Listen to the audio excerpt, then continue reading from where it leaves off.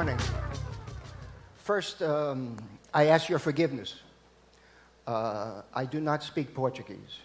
I do not speak much of any language other than English. The two languages I have a little competence in, I don't think will work this morning either, and that is, I speak fairly fluent chimpanzee, but I won't give you a demonstration of that until later. And I was lucky enough from 1977 to 1980 to live in the Amazon, your Amazon, and live with the pre-literate tribe, the Yanomami. That experience in your country changed my life for the better. And I have a few capabilities in Yanomami, but if you allow me, I'll stick with English today. So, I think we've heard two words already this morning that are very meaningful in terms of what we want to accomplish today. One is by the great David Bowie, right? Turn and face the changes. That should be the anthem of this conference. And the other is by Daniela, when she uses the word jump. Because it's fine to turn and face the changes, but how do you approach that world of changes in a way that you relate to it as a challenge, an opportunity, not a problem? And for that, you have to muster up something in you that gives you the joy and the courage, both, to take that jump. All the while knowing that sometimes you win, sometimes you don't.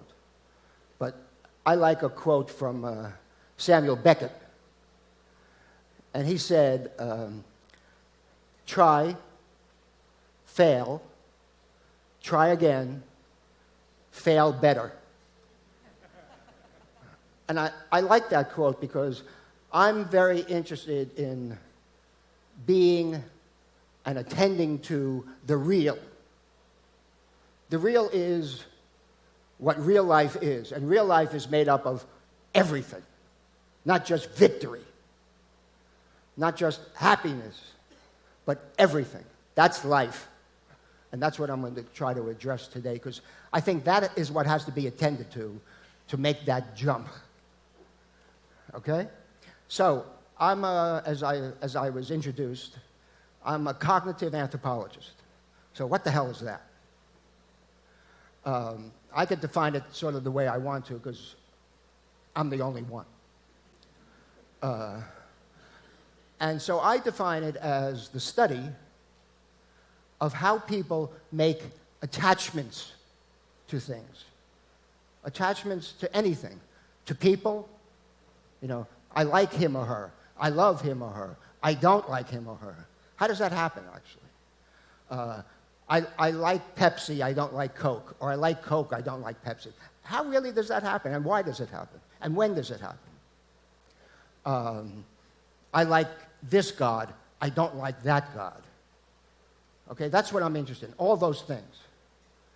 And I've been studying those things for probably longer than most of you have been alive, for about 35 years. And one thing I've learned is it's a great question about how people attach to things, because you really get to the real of human life. And the real of human life is complex, emotionally based, somewhat illogical, subjective, nonlinear, symbolic, everything that we all know about what life is. The problem is that, it seems to me at least, business although gives lip service to what life is, that they fall back into assumptions about that life is linear, life is logical, life is systematic, life is non-contradictory and straightforward. Well, that's a lie. And if you adopt that lie, you're never, I guarantee you, will be able to deal with the changes. And you'll never be able to take that jump successfully. So let's at least agree to think about the real of us individually, and the real of each of you, and the real of each of everyone else. And then we're in good stead. We're in good stead. So as I travel around the world, I don't care where it is. It could be Porto Alegre. It could be Port Moresby, New Guinea. It could be Port Jefferson, New York. Everywhere. There's one underlying narrative that nowadays everyone has. Everyone. And I call that the world of two. T-O-O. People say the world is too fast, too competitive, too complex. And they're right. We all know that. And complex, I think, covers the other two. Complexity subsumes or underlies the experience of too fast and too competitive. And complexity, to me, simply means nowadays there's very few things that are straightforward, pure, and simple. This is this, and period. That's it. Nowadays, everything is a mashup. Everything is a mixture of what I call cashmere and sawdust. And that's the way it is. And the challenge is, instead of just scratching your head and saying, what the hell do I do now, is to make that jump with joy. Because if you don't make it with joy, you're not going to make it. You have to have that energy that joy gives you. And it takes energy, and it takes commitment. And the way I say it about complexity is, if Shakespeare was alive today, now I'm criticizing Shakespeare, he would have to rewrite his famous soliloquy of to be or not to be. Because the world of or is no longer with us. That's the olden days. Now we live in a world of to be and not to be. And the world of and is an interesting world, but a difficult world. And let me give you a sense of what I mean by and. One of the most precise and therefore beautiful sentences I've ever heard from anyone as I travel around the world, basically just talking to people about, tell me what your life is like nowadays. That's my only question I ever ask. I never ask questions about products or anything like that. I just ask, tell me something about what your life is like nowadays. And then my only smart thing I do is shut up and listen. I don't have a million other questions. I follow their lead. They don't follow my lead, people I talk to. And the one sentence that I love the most that I've heard over the years, recent years, is, quote, nowadays, things are always advancing, getting better, sometimes for the worse. And that little conundrum is the existence that we all live in today. Another example is when I, about 1989, a little after the fall of the Soviet Union, I was asked by the U.S. government to go to Russia and talk to people about what's life is like nowadays. And I heard this amazing sentence which is very precise about to represent people's experience. And they said, talking about the end of the Soviet Union, they said, well, things are better now, but they weren't worse then. So how do you deal with that? And how do you deal with all of complexity? Well, I've taken a stance about this, started about a couple of years ago, and I said, I'm going to take some of my time and I'm going to try to understand artists of every kind, movie directors, actors, architects, novelists, choreographers, chefs, because my intuition was, well, artists create new. So how did they do it? And maybe I could learn something from that. And why I did that was just I was following an inner impulse. That's all I could say. I had no good rationale for it other than I must do it. And that turned out to be one of the lessons in talking to artists. They follow their intuition. They follow their unconscious. So I started this journey, and I was lucky enough through certain contacts I had, and I have some quotes here I'll recite to you. I ended up talking to many, many types of artists, some very famous, and some not very famous, but good.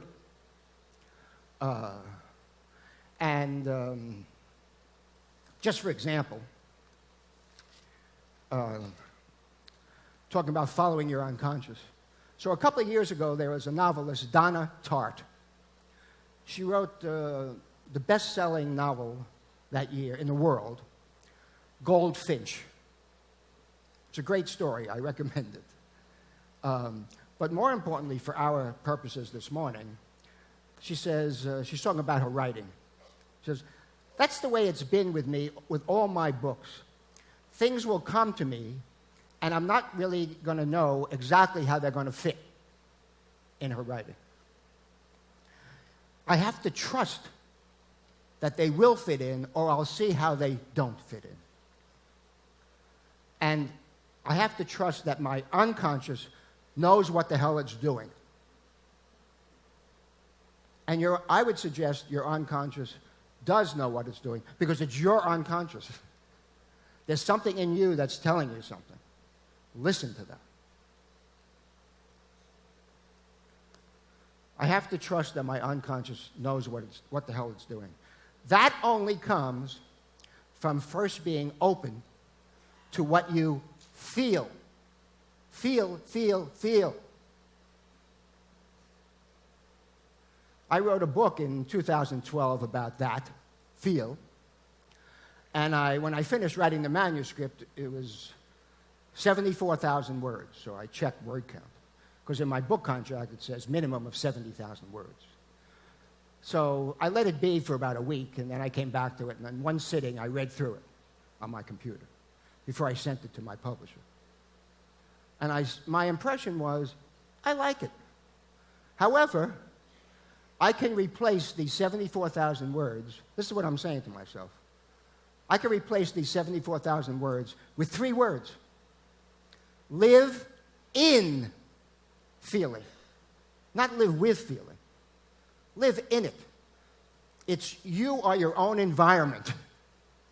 That's what I mean by live in feeling. And that idea of what I would call, and I called in that book, sensuality. Be open to recognize your own experience of your own experience. What do a lot of people you ask, well, what are you feeling now? And they'll either say nothing, or they'll say, describe what they're doing. Like, oh, I'm sitting in a chair listening to this guy babble. Okay? I'm not asking that. I'm asking, what are you feeling? And you have to be open to that constant stream of information that's about you. Your feelings tell you about you. And without knowing about you, you're not going to make that jump. Or you're going to make it in a way that's going to be somewhat unproductive. So, there's like 5 concepts or 6 concepts I'd like to mention today. So one is this idea of feeling, sensuality. That underlies everything.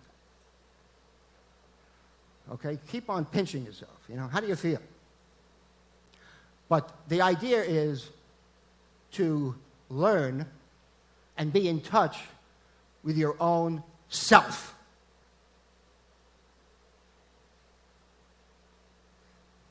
If you don't have a narrative of self and an appreciation of self,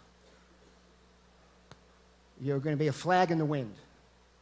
And the winds in this complex time of changes are too strong for you to hold yourself against it without having some notion of self. So I'll talk about that in a moment. What self helps you do is a couple of things. One, it helps you be a metaphor maker. A metaphor maker. Every artist I spoke to didn't talk about that. None of them said, I'm a metaphor maker. But they all talk in metaphorical terms. This is like this. Okay? Metaphor is simple. It doesn't refer to poetry, really. It refers to the idea of, I have 2 things. I have one thing here that I know. I have one thing here that I don't know. So I'm going to move what I know onto what I don't know and call what I don't know by the name of what I know. That's metaphor. And artful thinking is pervaded, is rife with metaphorical thinking. It's the real trampoline that helps you make that jump. The other thing that self and sensuality and metaphor help you with is dealing with paradox. Everything now, as I'm saying, is contradictory, or most everything. This idea of cashmere and sawdust. Artful thinkers seem to be able to integrate contradictory ideas by using metaphor. They look at 2 things that are seemingly on the surface opposite, but they go deep. They go underneath the surface. What's the real meaning of those things? What's the real conceptual idea underneath those things? And then let's see if, and sometimes there's not, but a lot of times there is, let's see if there's any underlying commonality that we could generate something new from that's not A, that's not B, that generates something new but doesn't negate A or B. That's dealing with paradox. And there are exercises one can do, and there's an attitude one could have about dealing with complexity in terms of dealing with paradox that are helpful. So self, metaphor, paradox. Those are the main things. But there's 3 other things that help that other stuff. One is, let's call it risk-taking. But what I mean by risk-taking is collaborate with chance. Okay, a lot of things happen by chance because life is a constant source of surprise. But you're not reacting to it as just, I got to follow the chaos. You're reacting to it as, okay, this happened. Now, how do I feel about it? What about it surprises me? What about it do I like? What about it do I hate? What about it am I confused about? What am I attracted to about it? Right? And you're buffeted this way and that, but you take some control by being in collaboration with that surprise, that chance. So you insinuate yourself into it. It's not just, there's a word, at least in English, serendipity. So serendipity comes from the Sanskrit word serendripa. And serendripa is a family who lives in what used to be called Ceylon, and they're on an elephant, and they're making a trip to visit their families, and they get lost, and they have all these crazy experiences. But I'm not talking about serendipity. I'm talking about not following the elephant, but given you are lost and you're on the elephant, have him, at least in part, have him or her do something and go in a direction you want to go in, not what it wants to go in. Okay, so, and the next thing is just collaborate. Every artist I spoke to who's singularly world famous, right? Springsteen, Paul Simon, Wynton Marsalis, Pharrell, David Bowie, all talk about, well, I might be front stage, and I'm the guy or the gal, but there's a lot of people helping me. And collaboration is fun, and it's great. There's a story that Herbie Hancock, the great jazz pianist and composer, tells about, that he was once part of the Miles Davis group, and they were playing a concert in Amsterdam, and everything was like really working that night, and all the musicians knew it. Sometimes it's just happening, and they feel it. And Herbie had a short solo piece as a lead-in to a Miles Davis solo, a long solo. And Herbie Hancock tells the story of he hit a wrong note in that lead-in to Miles' solo. And what Miles Davis did was not say, oh, shit. What he did was he created a new solo as a provocation to that mistake right on the spot. So I could talk personally for myself. I'm no Miles Davis. But that's a model of even an error, even a mistake, even something goes wrong, can be a provocation to your own imagination, your own creativity, and your own way of taking the jump. You never know where it comes from. So I like that story. Another quote I have that's special for me, because a lot of people say, well, it's fine for you to talk about these kind of things, but I have a job to do. That to me is bad faith. The job you have as a human being is to realize the truth, the authenticity of what you are and what's in you, and in that way help bring out everyone else's authenticity. That's your job as a person, as a human being. Your job is not to enact the rules, the doctrines, the dogmas, the crap that a lot of business is immersed in.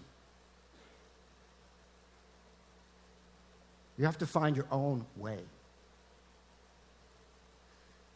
Dustin Hoffman, the great actor, says, a movie script only places you in the territory, right? Then you have to find your way by finding you in the script. If you're just a reader of a script, you're not an actor. You're a reader. And I would say the same thing for any profession. Any profession. I don't care if you're president of the world or you do something less than that. I still say that's your job.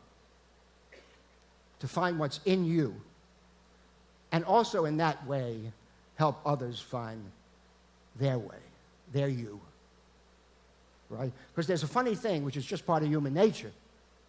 A vital life that's bubbling up and dealing with all those changes and having fun, a vital life vitalizes everything around it. When you're in the presence of a vital person who's truly alive, you become more truly alive. So there's a social function, not just a selfish function, to attending to self. And what are we talking about? We're talking about discovery, right? Artists' only agenda really is discovery.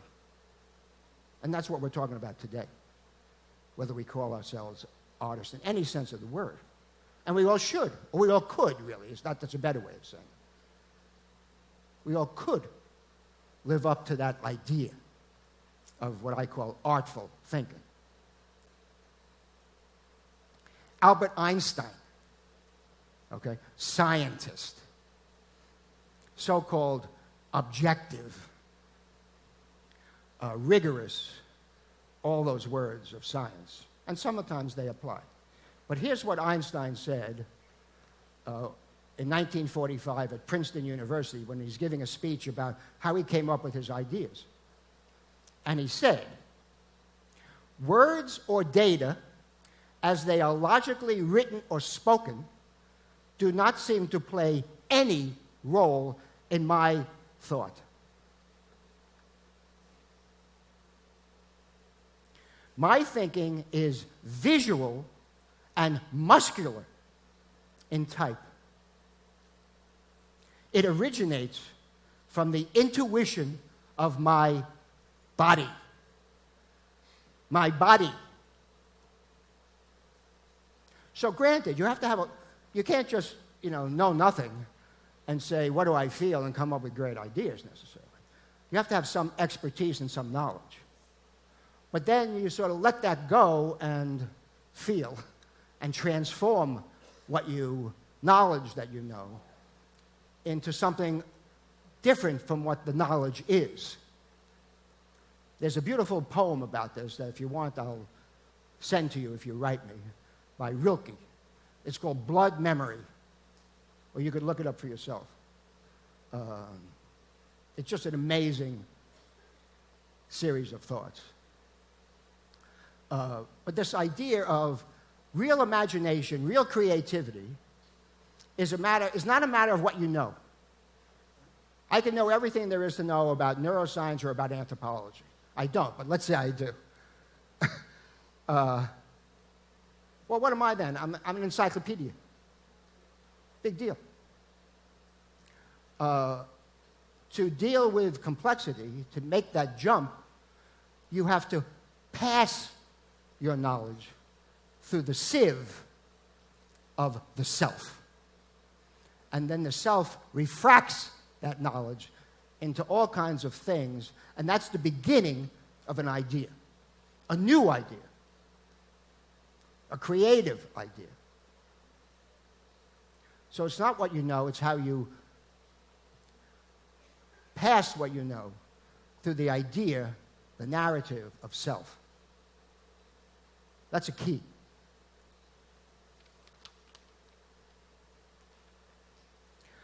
So I had this intuition about speaking to artists, and now, a couple of years later, I'm glad I did.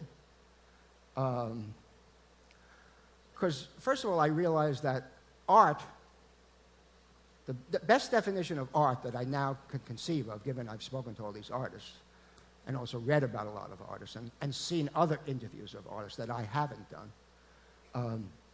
Art is anything which makes the viewer, or the hearer, or the experiencer of that thing have a slightly expanded vision, an idea of the world and their world.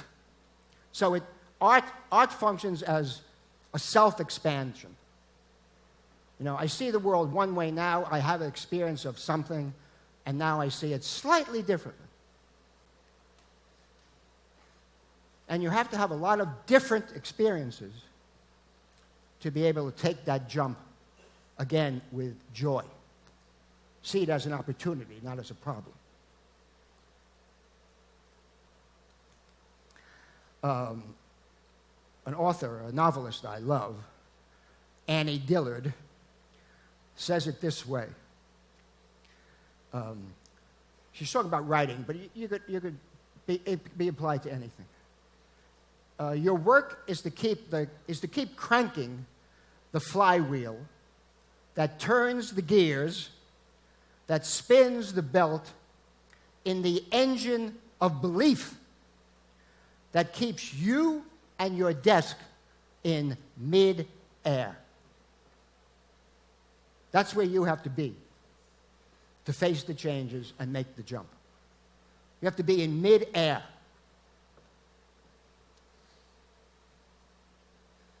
And when you have that experience, it's not constant, but it's usually fleeting. But when you have it, you know you're in it. And then what you know is, as Goethe once said, who ever expected the days to be God's? When you're in midair, you are a god or a goddess. And unless you have some of those experiences that are like that, the complexity will get to you. You won't get to it. It'll get to you. And for that, you have to really find a way to understand, explore, expand your own self, your own feelings about things. You know, I think about this as, it's like the movie Star Wars, the original movie, makes me think of this idea of self, believe it or not. To me, the story of Luke Skywalker and Darth Vader is a story of not succumbing to the system. And Darth Vader, of course, represents the system. Closed, heartless, angry, defensive. And the opposition to that is what we need to be. Feel the force, but feel the force within you. Don't feel my force. It doesn't do anything for you, as yours doesn't do anything for me. Feel your force. You know, all the mythologies of the Grail, the Holy Grail, there's a million interpretations of this, but I'm convinced that the only valid interpretation of the story and the mythologies of the Holy Grail is the Grail is a person, any person, who is acting out of their own center, acting out of their own authenticity, and using that and growing from that. So it's an interesting thing to look at. And one thing you have to do, I think, to be able to get there, and to continue to be able to get there, the journey's never finished, no matter how well you're into it or how well you're not into it. But I like the designer, Charles Ames. He designed that Ames chair, and he designed a lot of branding work. Very genius guy. And he has a great concept that I think about a lot. And he calls it delicious agony. Now, there's a paradox for you. And he says, I have to take a naive stance. I have to trust my own visceral bodily feeling and my own authenticity, which includes all my imperfections, to get through the journey from not knowing to partial knowing. Okay? He doesn't say from not knowing to knowing. He says, from not knowing to partial knowing, because you never know everything. And he says, that's a gamble, as opposed to just saying, I know what I know, and I'm going to just get the answer, right? He says, if you take that gamble of the visceral experience of going from not knowing to partial knowing, then you come to endure that most wonderful experience, which he calls delicious agony. So I wish you all delicious agony of life. I think it's a very important concept because it simply means everything is not hunky-dory. Everything is not easy. Everything is not happy. It's hard dealing with complexity. It's hard to create something new. But what are you here for? What are you alive for? Well, I'll tell you what you're not here for, if I can do that. What you're not here for, as a human being, any human being, is to live a life on autopilot. You know? Turn the switch to, let's continue doing what we always do. We don't have to attend to anything. Everything is familiar, everything is routine, everything is a reenactment of yesterday, and I can relax. That's autopilot. I can't tell you how many people around the world that I've spoken to, without any prompting by me, and all I say is tell me something about what your life is like nowadays. Talk about, unelicited by me, how they're living a life on autopilot and how separated they feel from the distance between what they do, particularly at work, and who they are as a person. That's a disease. That will lead to sickness.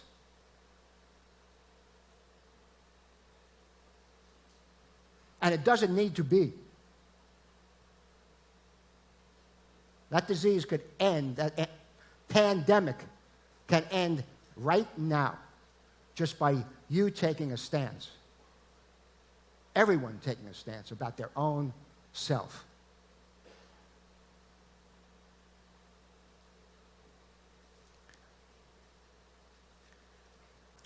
Let me quote one more person here in this moment. Jim Carrey. If you know him, he's a very well-known actor and comedian. And I really like something he said, because I think it's true.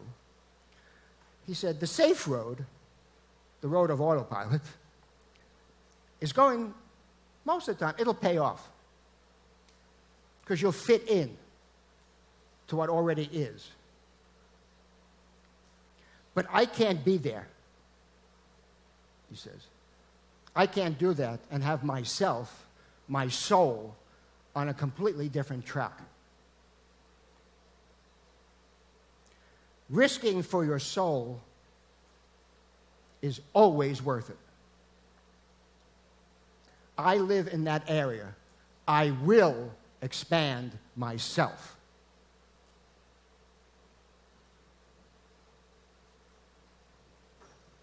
I like that. So at this point, let me stop for a moment with quotes and show you a short 2-minute video of Pharrell, the singer-songwriter, who I suspect most of you, if not all of you, know of. In this video, Pharrell is doing a masterclass with a young singer-songwriter, and I just have a short clip of it, just at the end of her performance that they're listening to on record. He's sitting next to her. Her name is Maggie Rogers. And I want you to hear what he says. So could I have the Pharrell video, please?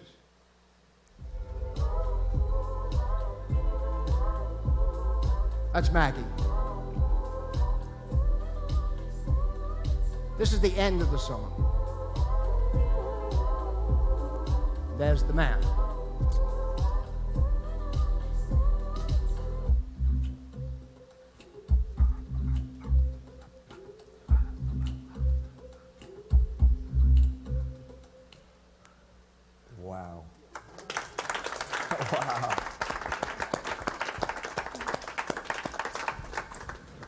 I have zero notes for that. And I'll tell you why. It's because you're doing your own thing. It's singular. It's Do like your when own the Wu-Tang thing. Clan came out, like no one could really judge it. You either liked it or you didn't, but you couldn't compare it to anything else. And that is such a special quality, and all of us possess that ability. But you have to be willing to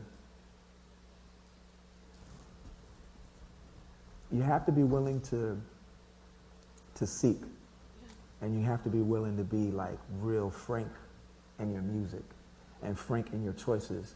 And sometimes like most of the time people will say, okay, I'm going to make this kind of song, so it ends up sounding like something we've heard before or felt before, and I feel like what your whole story, I can hear it in the music.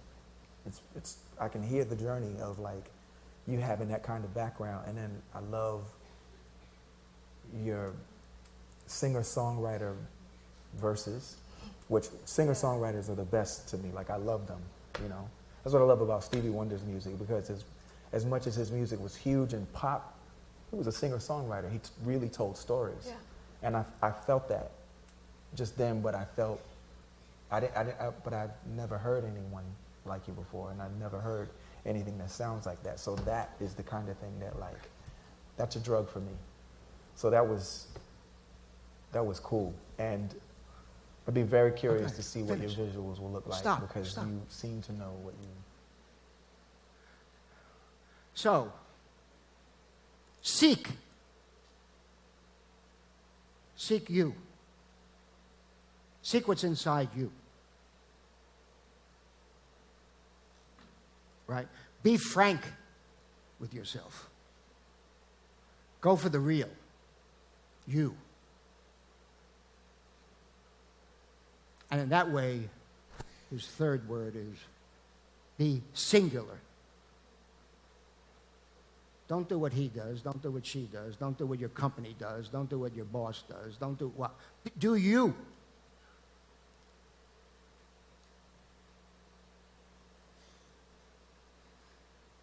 And I believe that's the best way to face the changes, productively, for everybody. For everybody.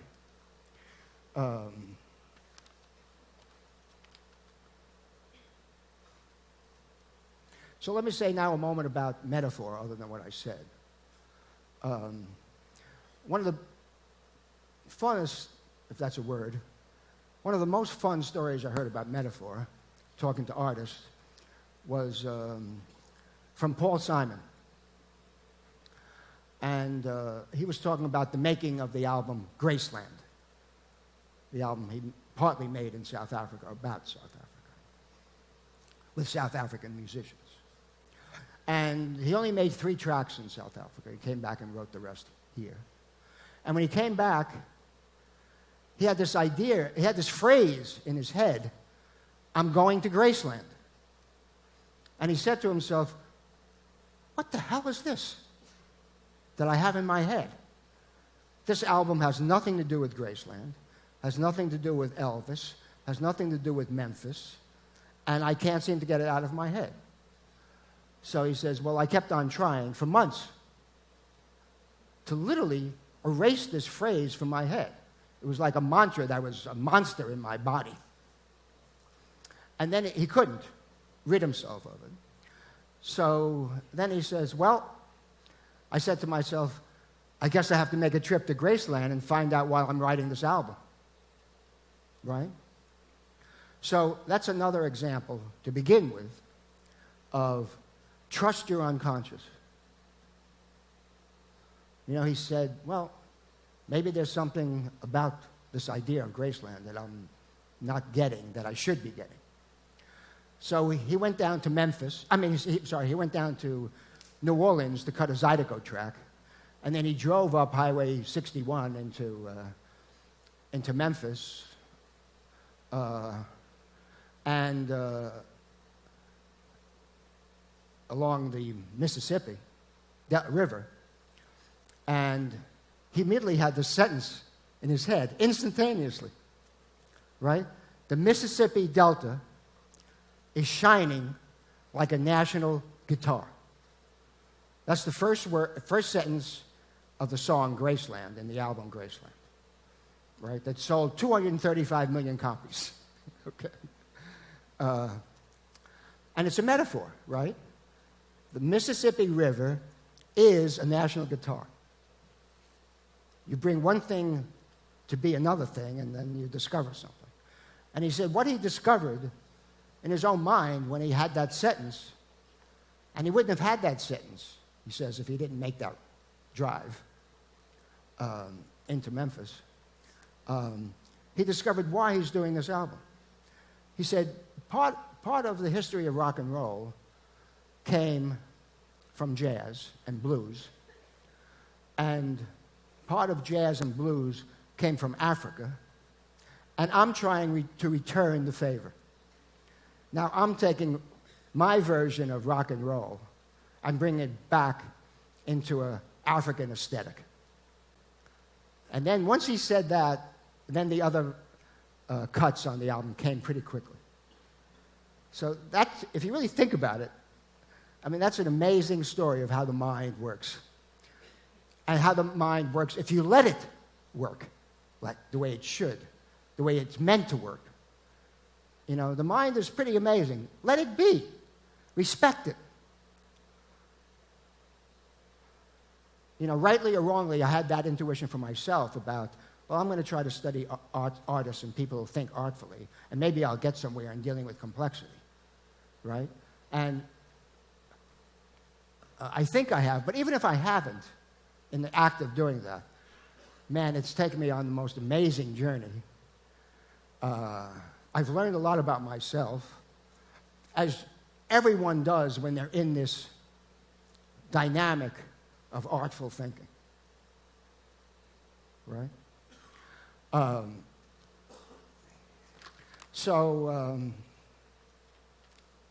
Let me relate what I'm saying to some very practical terms, in terms of marketing even.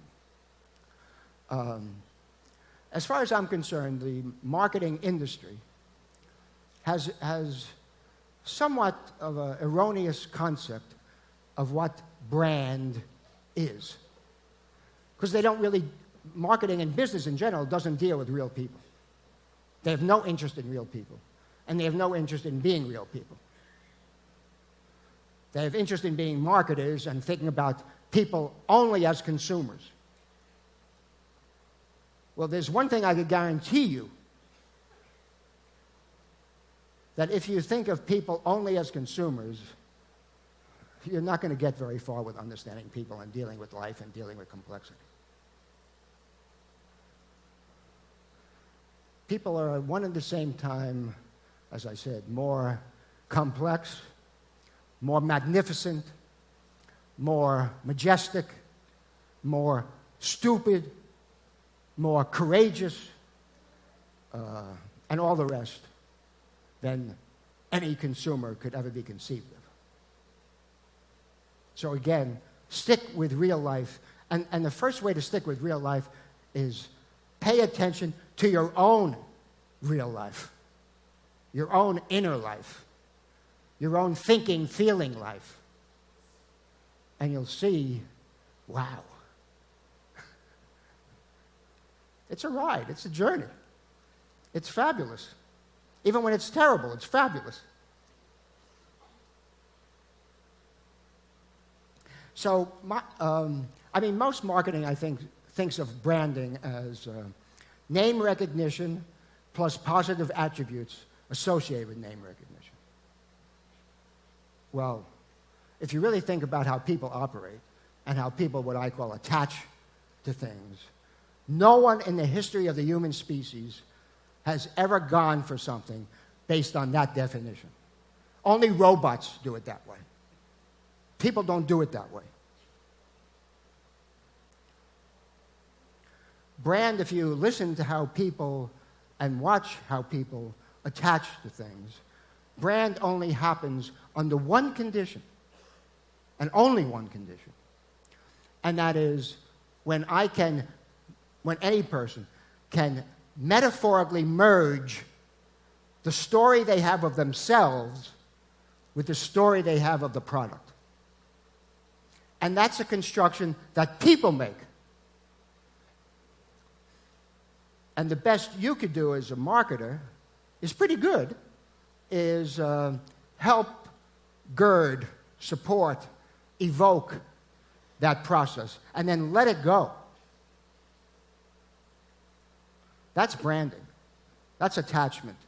That's brings an experience by a person that says, that product is me. It's not, I like that product. That's nothing. That's commodity. But that product is me. That's everything. Because you can't reject it, because if you reject it, you reject yourself. And it usually has very little to do with product attributes. You know? It's like, I was surprised but interested in a couple of years ago during the so-called Arab Spring, when the protesters were in Tahrir Square in Cairo, and they weren't chanting, I want better jobs, I want better housing, I want a better car, I want this, I want that. They weren't saying that. You know what they were chanting? Literally, they were chanting in their language, I am me. Recognize me as a human being. And that's what we all want. We want to be recognized and we want to expand, self-expand. We all want that. I find very instructive the Walt Disney story of Pinocchio. You know the story of Pinocchio? The wooden puppet who has a long nose and comes to life? Well, that's an interesting story because to me it's about a process, about a person becoming real. So that's what I'm talking about. And to become real, you have to go through your own trials and tribulations.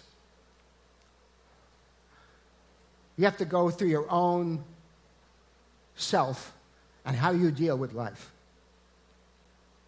Then you'll come closer to realizing what it means to be a real person. And the only way, again, I think, that one can turn and face the changes, deal with complexity in a joyful, expectant way, all the while knowing you might fail, because you're a real person and you recognize real life, is to go for the real. Go for the real in you, recognize the real in others, and the real in others, most of the time, that's compelling, are imperfections of people, not perfections. Look at me, I'm great. You know, it's like, okay, that could produce awe, like, wow, look at that. But as soon as that message is off the screen, whatever the screen is, the idea of it is off your mind. But you find a little imperfection, a little detail of real human life that your body tells you, that's real. That stays with you. And to render that in an artful way to an audience, even in the service of your client, is making magic. So let me end this way, because I see time is running quickly, and the world is too fast. I asked for 4 hours, they gave me less than an hour. Thank you. I want to end referencing first Bruce Springsteen and the Beatles. So Bruce has a beautiful soliloquy about paradox, and it's in relation to what you have to be as a human being, as a self, to succeed creatively. And I'm telling you something, my personal opinion, about Bruce Springsteen. You know, he's called the boss. Well, as far as I'm concerned, he's the model of the benevolent boss. He has expertise. He has compassion. He is able to be a witness, I call it a witness, to himself and to others, and to give back those observations in a way to other people that they could feel or see or imagine that they have more options in life that they now think they have. So that, to me, is a real boss. That's the best you could have as a boss. So Bruce says this about how to be a real person, and he's talking about paradox. Quote,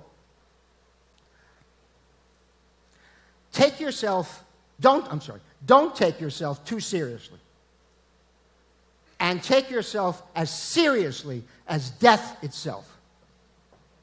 That's number one. And he's talking about both. Don't worry.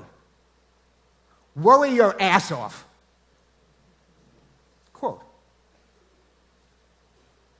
Have ironclad confidence, but doubt. Doubt keeps you awake and keeps you alert. You don't know it all. I constantly hear artists, and now I try to tell myself, oh, I know something about this. Yeah, you know maybe a little bit, but you don't know much of anything, Bob. Keeps you open. Believe you're the baddest ass in town, and you suck. Quote.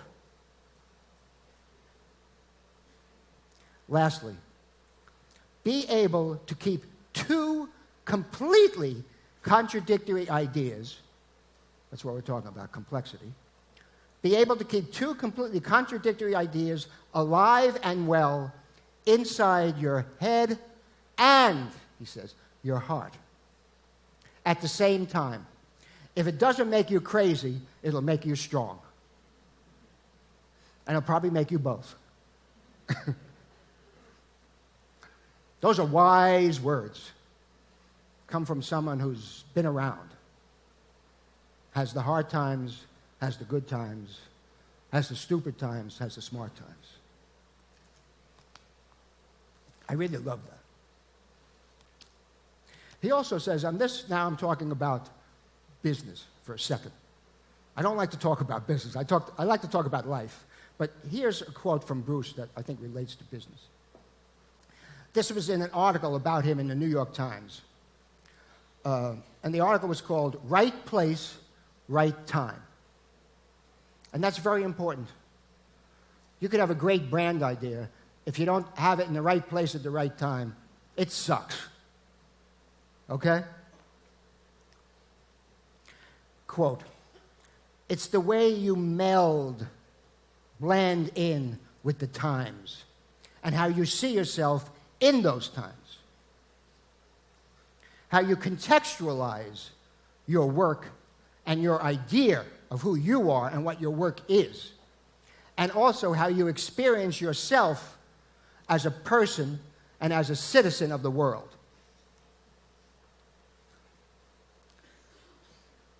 If all those things fit, those are the opportunities for a very heightened kind of communication.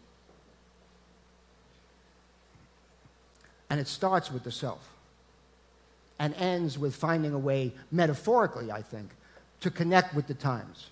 Whatever you want to call the times. I call it the world of two. You could call it anything, complexity. You could call it pain in the butt. You know what some people call, I asked some people, like, what would you give the name to the context of the world today? And the most clever answer I've heard all over the world is, the name of the current context of the world is, I don't know the name of the current context of the world. That's the name of the current context of the world. Right? We're between mythologies, as I said. We're not what we once were, and we are not yet what we will become. So we have to see. But what we do now will determine what we become. So lastly, I refer to the Beatles. A couple of months ago, I went to see the Ron Howard documentary on the Beatles called Hard Day's Night. I recommend it highly. Not only it's fun, whether you like the Beatles or not, it's a fun story. And there's some little gems of life in there that are really fabulous. And near the end of the documentary, a journalist is asking Paul McCartney, well, did you realize in the act of becoming and being the Beatles, you were changing culture?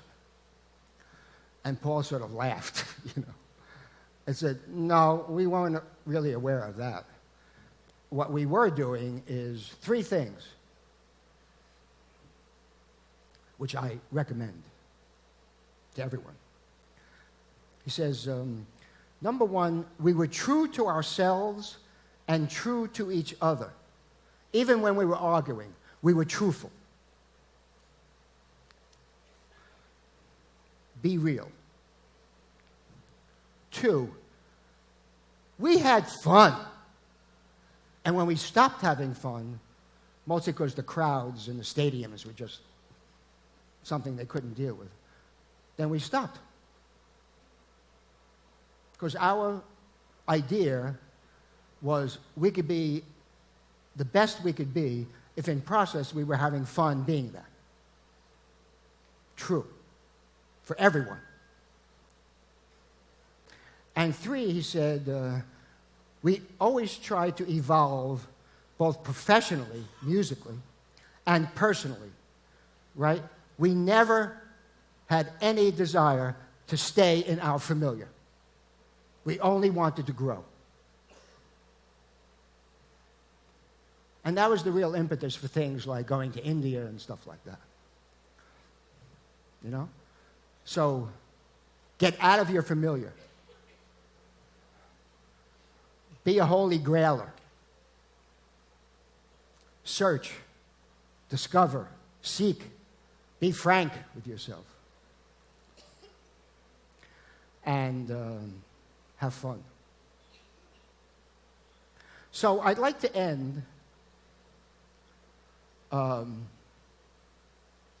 by quoting three short sentences from a Beatles song called In the End.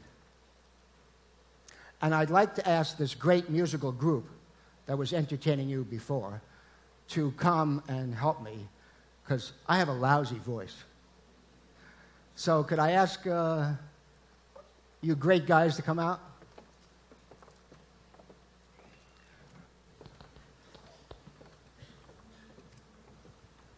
Thank you.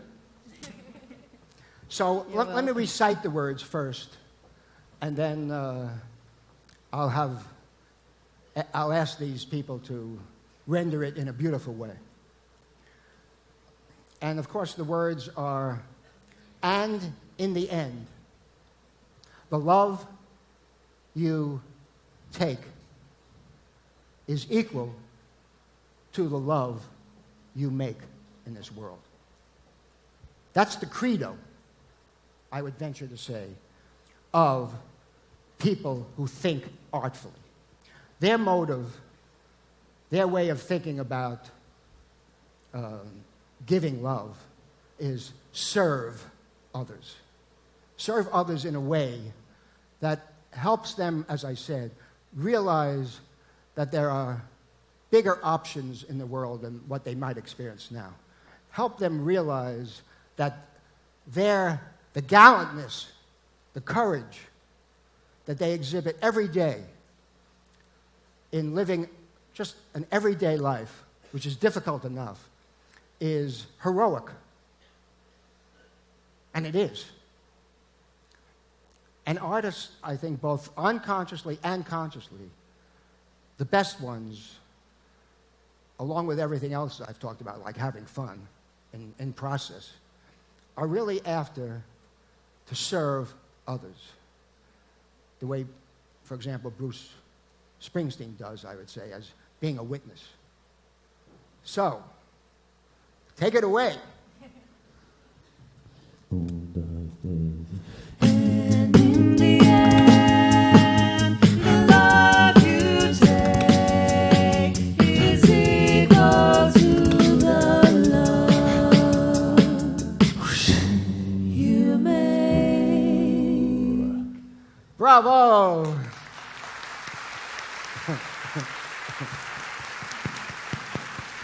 So, one last sentence.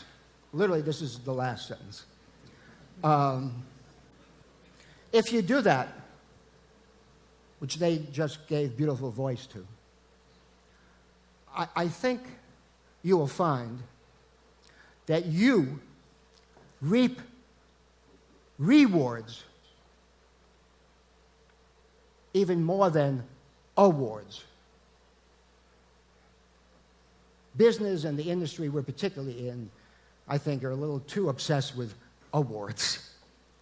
And they're fine, but they should come first from you and others that are your audience to finding awards. So, I wish you artful thinking, and I thank you. And I thank you.